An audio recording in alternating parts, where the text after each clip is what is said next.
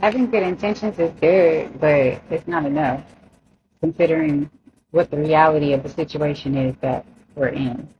I used to think the world has good people thinking that that's all it requires when it doesn't, because that's not the point. The whole one, anyway.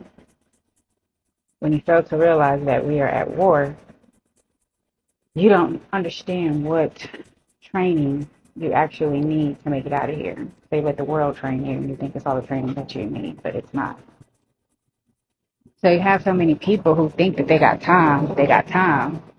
Like as soon as he's introduced to you, that's when you're supposed to be seeking him. But of course, we always got all kinds of excuses or the desires just simply not there. And for me, it wasn't. It just wasn't time for me to desire him the way I do now.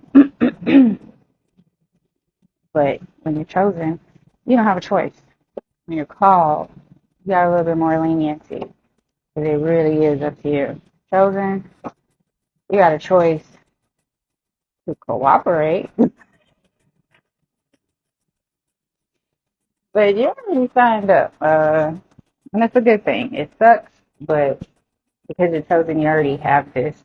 It's just something already ingrained in you anyway, so it's not even gonna, they're not gonna have a problem doing what they need to do. It's everybody else that does and will. So taking your time, so say like you sign up for the military, you're signed up as soon as you're born. Sucks, but it's just the way it is. Uh, so you first thing, before you can even be prepared for the possibility of battle, the way this military structure is here, is you got boot camp. Well, this is boot camp.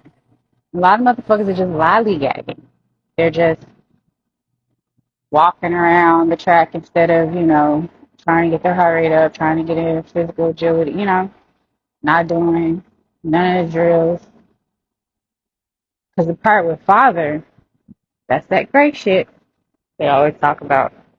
Yahusha, they're patient. They meet you where you're at.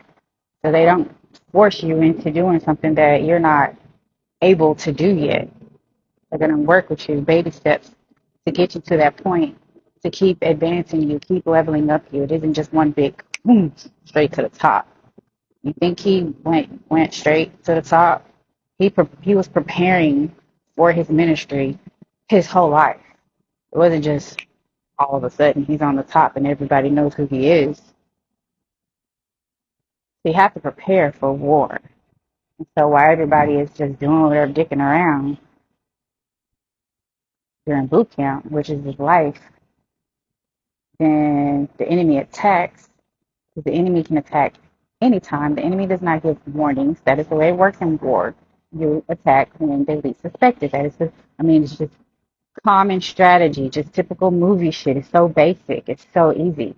It's not complicated at all when it comes to this stuff.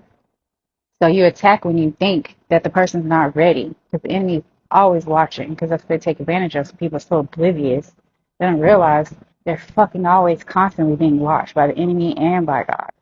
Everybody's watching you, literally, all the time, always. You have no secrets. None. And so when they attack you, you die, it's too late. It's too late. People think that, oh, on my deathbed, I can just say I accept Jesus Christ as my Lord and Savior. First of all, you're going to be accepting nobody because Jesus Christ doesn't fucking exist.